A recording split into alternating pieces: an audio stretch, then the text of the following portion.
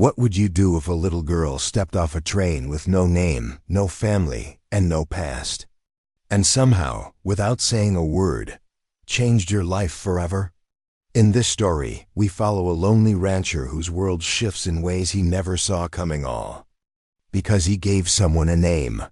Thank you so much for watching and for all your comments. Let me know at the end if you like the story, and where you're watching from and why you're following this. The Montana sky stretched endlessly above the rolling plains as Thomas Holden guided his wagon along the dusty trail. At 53, his weathered face told stories of harsh winters and scorching summers on his cattle ranch. 15 years of solitude since Martha's passing had left him with only memories for company. The weight of loneliness settling deeper with each passing season. The journey into town was monthly routine supplies, mail, perhaps a drink at Wilson's saloon. But this April morning in 1885 would prove different. As Thomas approached the small frontier town of Pinecrest, an unusual commotion drew his attention to the train station.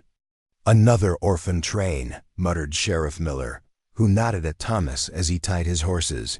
"Fourth one this year. Children nobody wants from back east." Thomas had heard of these trains carrying orphaned and abandoned children westward in hope of finding homes with farming families. He hadn't planned to linger, but something kept his boots planted as he watched the children disembark, their small faces a mixture of fear and forced bravery.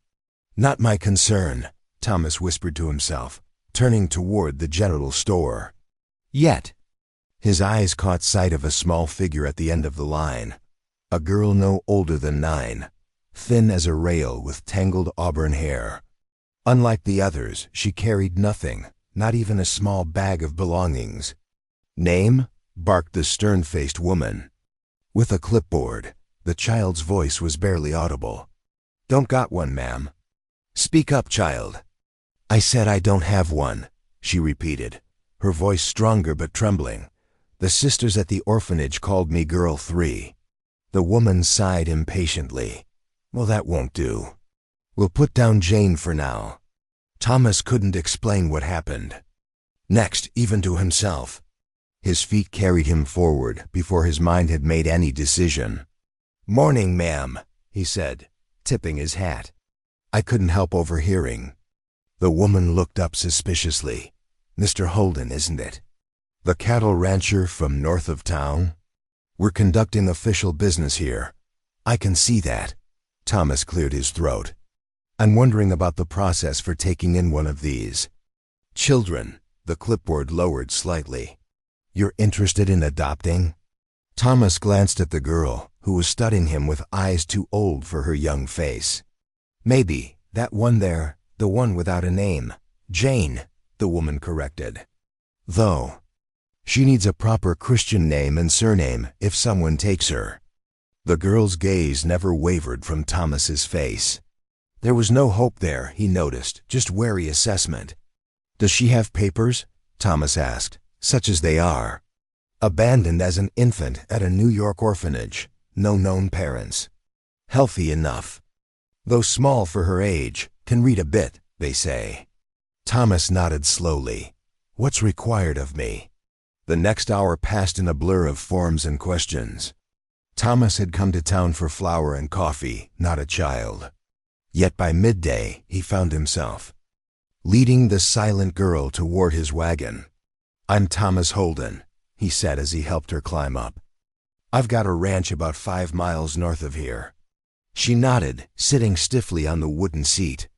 "You'll need a name," he continued awkwardly. "A real one."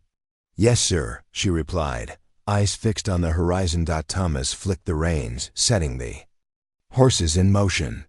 "My wife, she's gone now, always liked the name Eleanor. Said if we ever had a daughter, that's what we'd call her." The girl said nothing. "Would Eleanor suit you? Eleanor Holden?" She turned to look at him then, studying his face as if searching for some hidden motive. "Never had a last name before," she finally said. "Well, now you do." Thomas kept his eyes on the road.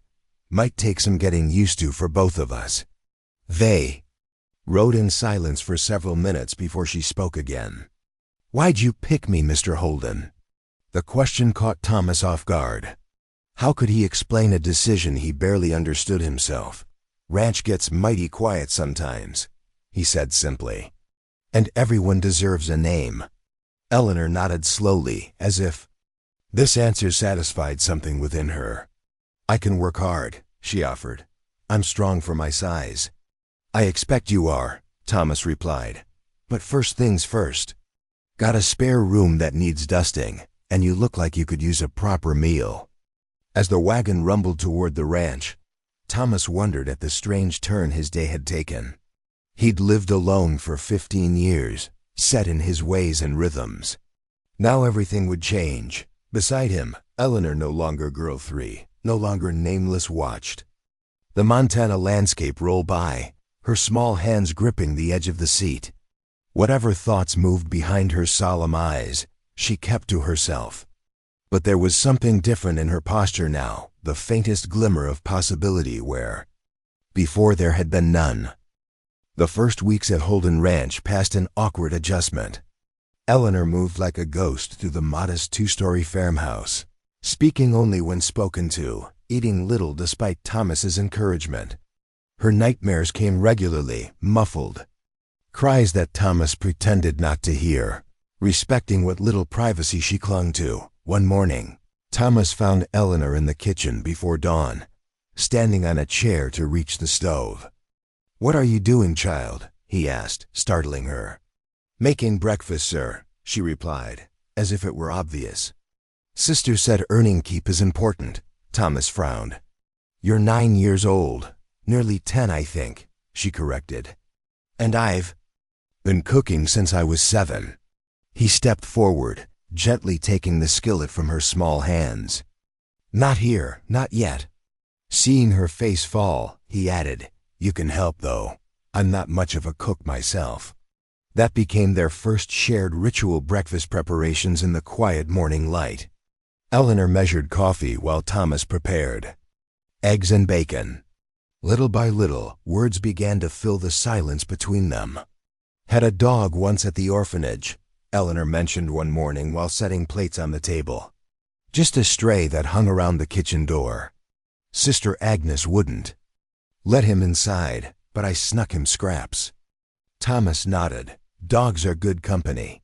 He disappeared one day." Her voice remained matter-of-fact, but her fingers tightened around the plates. "Sister Agnes said not to get attached to things that don't belong to you." Thomas cleared his throat. "Then thinking we could use a dog around here, for the cattle and such." Eleanor's eyes widened slightly, but she said nothing more.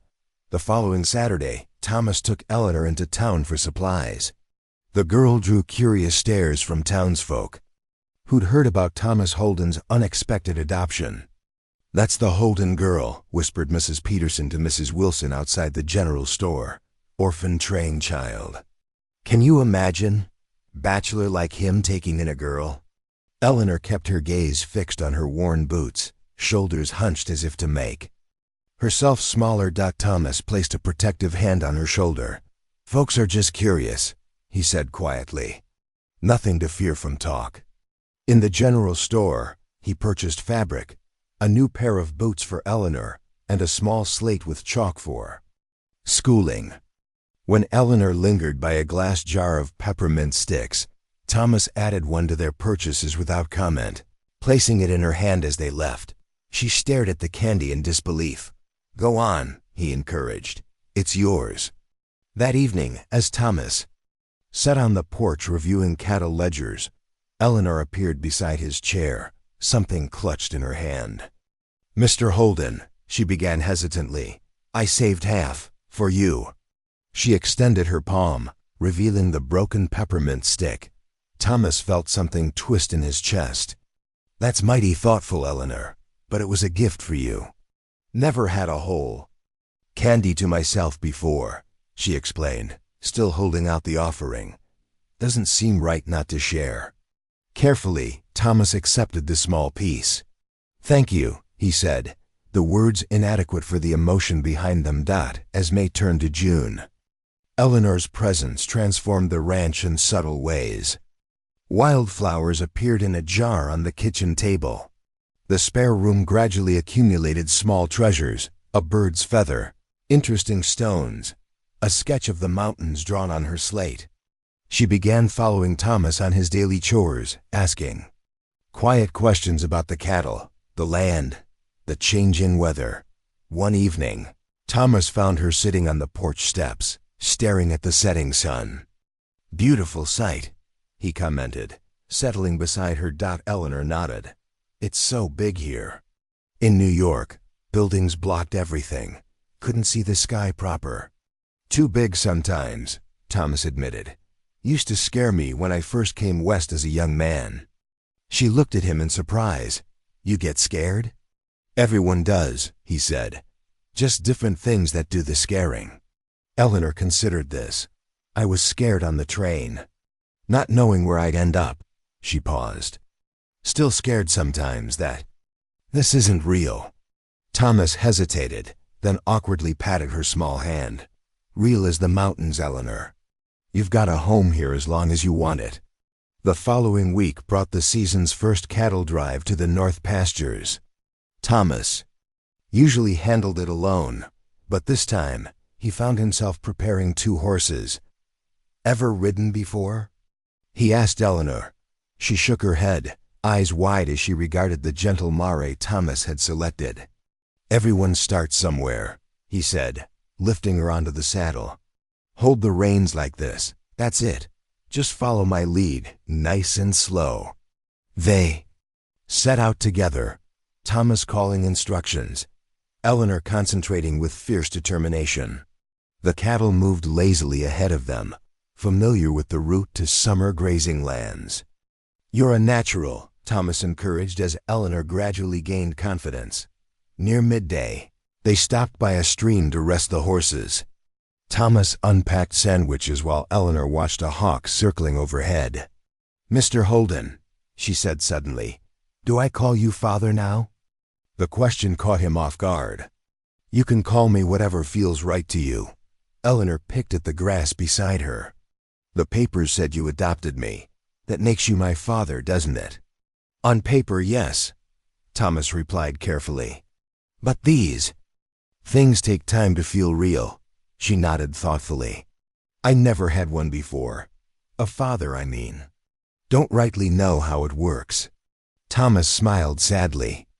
"Truth is, I never had a daughter before." "Suppose we're both learning." Eleanor considered this. "Could I call you Thomas for now, until I figure it out?"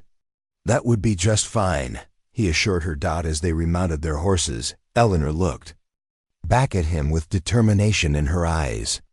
"I'll be a good daughter, Thomas. I promise." "You already are, Eleanor," he answered softly. "You already are." By late summer, the rhythms of ranch life had settled around them like a comfortable blanket. Eleanor rose with the sun each morning, feeding the chickens before Thomas had even put coffee on to boil. Afternoons found her practicing her letters, or helping with manageable chores, her thin frame gradually filling out with regular meals and fresh air. August brought scorching heat that withered the garden and made the cattle restless. Thomas spent long days checking water sources, returning home exhausted and sunburnt. "Need rain soon," he muttered one evening, collapsing into his chair at the dinner table. "Creek's running lower than I've seen in years." Eleanor served the stew. She'd prepared her first solo meal, though Thomas had supervised from a distance. "Will the cattle be okay?" "They're hardy beasts," Thomas assured her, though concern lined his face. "But we'll have to move them closer to the main creek, if this keeps up." That night, Eleanor whispered a prayer for rain that she remembered from the orphanage. 2 days later, clouds gathered on the horizon, dark and promising. "Looks like you've got connections upstairs," Thomas joked as they watched lightning flicker. In the distance, when the storm finally broke, it came with unexpected fury. Rain hammered the roof while wind bent the old cottonwoods nearly double. Thomas paced the porch, watching anxiously as water pooled in the yard. "Creek will be rising fast," he said, more to himself than to Eleanor. "Hope the cattle have sense." enough to move to higher ground. By morning, the storm had passed, leaving behind a transformed landscape. Thomas saddled his horse at first light. "I need to check the herd," he told Eleanor. "You stay here. I'll be back before sundown."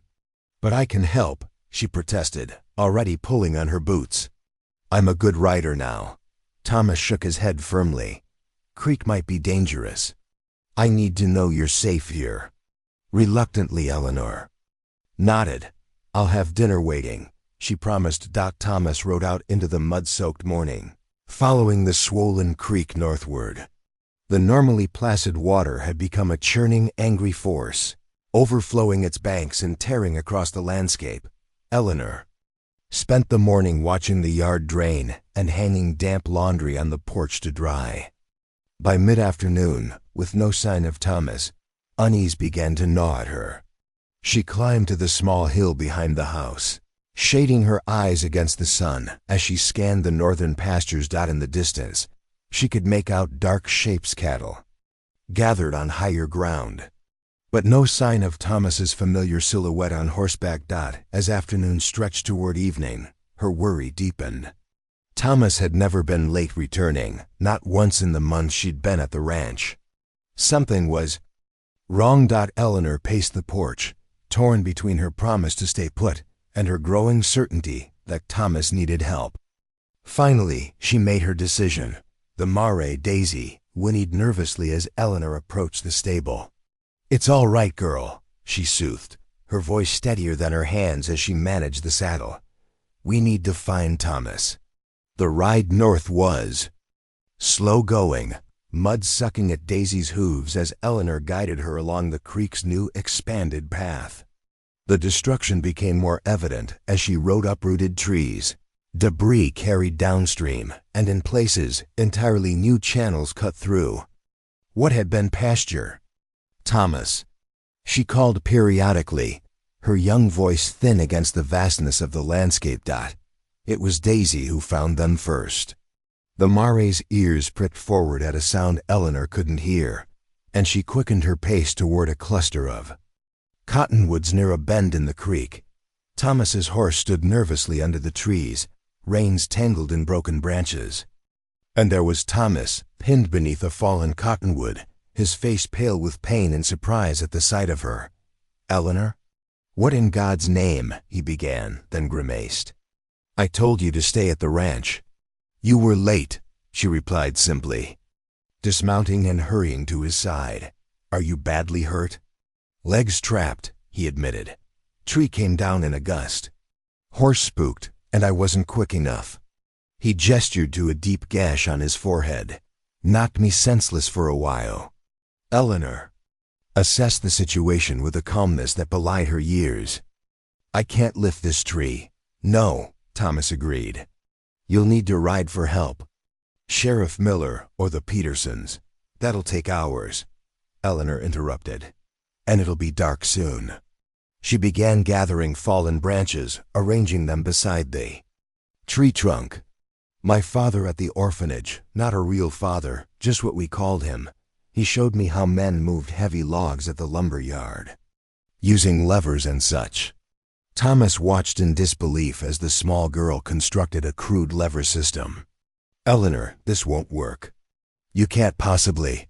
"Hush now," she said, in an uncanny echo of his own tone when teaching her something new. "Need to concentrate." It took 3 attempts and all her strength, but eventually, the makeshift lever created just enough space for Thomas to drag himself free, his leg bleeding but not broken. "Smart as a whip," he murmured, pride momentarily overcoming pain. Don't know many grown men who could have figured that out. Getting Thomas onto his horse proved another challenge, but together they managed. With Eleanor leading both horses, they made their slow way home as dusk settled over the valley. By the time they reached the ranch, Thomas was feverish from his injuries. Eleanor helped him to bed and cleaned his wounds as she'd seen the sisters do at the orphanage. "Need to fetch the doctor," Thomas insisted weakly. "Roads are mud," Eleanor replied. "I'll go at first light if you're no better. Now drink this." She offered water mixed with willow bark tea for the fever and pain. Through the night, Eleanor sat vigilant beside Thomas's bed, applying cool cloths to his forehead and changing bandages. When he drifted into uneasy sleep, she whispered, "Don't you leave me too. I just found you."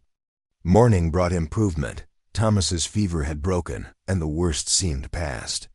He watched Eleanor as she prepared fresh bandages, her small hands steady and sure. "You saved my life yesterday," he said quietly. Eleanor shrugged, uncomfortable. "With the praise you gave me mine seems fair. No, child. What I did was sign some papers. What you did was true courage." He reached for her hand. "I've never been prouder of anyone in my whole life." Eleanor's composure finally broke, tears spilling down her cheeks. "I was so scared you wouldn't come back, that I'd be alone again." "Listen to me, Eleanor Holden," Thomas said, his voice gaining strength.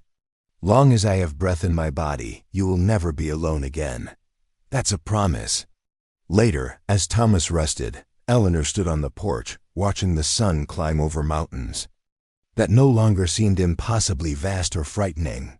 This land, this home, this man who had become her family, they belonged to her now, and she to them. For the first time in her young life, Eleanor Holden knew exactly who she was and where she belonged.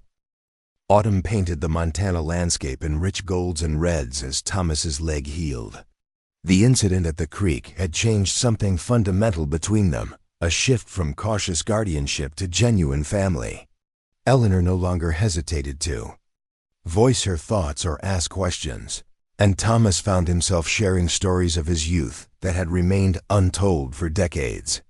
"Winter comes early up here," Thomas explained as they repaired the stable roof together, Eleanor handing him nails with meticulous care. "Need to be ready by October." "Is it very cold?" she asked, having never experienced a Montana winter. "Cold. Enough to freeze the creek solid," Thomas confirmed.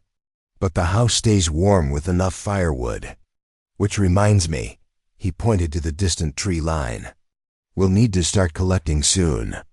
The preparation for winter became their shared mission, preserving garden vegetables, stacking firewood, mending clothes, and ensuring the livestock had proper shelter. Through it all, Eleanor's confidence grew. She was no longer the silent, wary child who had stepped off the orphan train. She had opinions, preferences, and a voice that grew stronger each day. One crisp September morning, Thomas announced, "Time you started school." Eleanor looked up from her breakfast in surprise. "School? Every child needs proper learning," Thomas said firmly. "More than I can teach you here. Mrs. Wilson runs classes at the church in town." Fear flickered across Eleanor's face. "Will I have to stay in town?" "No," Thomas assured her. "I'll take you in the wagon each morning and fetch you after. 3 days a week to start." The prospect of school brought both excitement and anxiety. Eleanor had learned basic reading at the orphanage, but little else. "What if I'm not smart enough?" she whispered the night before her first day. Thomas, sitting by her bedside, shook his head. "You figured out how to free a grown man pinned under a tree. You're plenty smart. The rest is just practice." School proved challenging at first. The other children regarded the orphan girl with curiosity that sometimes bordered on cruelty. Mrs. Wilson, however, quickly recognized Eleanor's quick mind and hunger for knowledge. "Your girl has a gift for numbers," she told Thomas after the first month. "Picks things up faster than most." Thomas nodded, unsurprised. "She's special, that one." On Eleanor's 10th birthday, a date they had chosen together, marking the day she'd arrived at the ranch, Thomas presented her with a small package wrapped in brown paper. "What is this?" she asked, handling it as if it might break. "Can't have a birthday without a gift," Thomas replied gruffly. "Go on, open it." Inside lay a journal bound in soft leather, with Eleanor Holden embossed on the cover in simple gold. "Lettering, for your thoughts and stories," Thomas explained. Figure a person should have a place to keep the important things. Eleanor ran her fingers over her name, the physical proof of her identity. It's the most beautiful thing I've ever owned, she whispered. That night, she made her first entry. Today I am 10 years old.